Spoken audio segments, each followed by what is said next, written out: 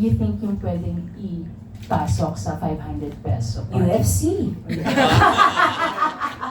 Oo, diba? Sa dami ng produkto ng UFC. Affordable. Affordable, good, world-class quality. Hindi lang world-class yung presyo. But, napaka-controversial talaga yan. Actually, maraming nasaktan, maraming na-offend, maraming hindi naka-appreciate kasi parang na-degrade naman masyado ang mga tao, hindi ba?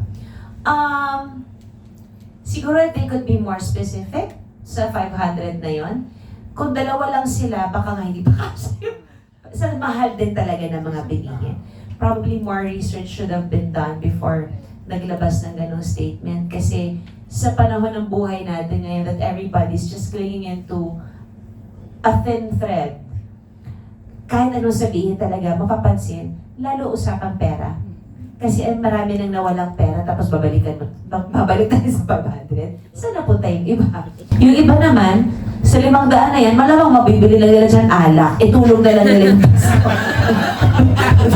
Kasi, pag bumili sila ng gin bilog dyan, ilan din yun. O di hindi na nila mararamdaman yun. O, siyempre na. But, yan din ang kahusayan sa ating mga Pilipino. We are so witty na natatawanan natin yung mga problema natin. Baha nga, nagagawa natin mag-swimming, yun, di ba? Kahit alam natin ang bigat-bigat sa puso ng mga napapanood natin, nagagawa natin magpapagtawanan.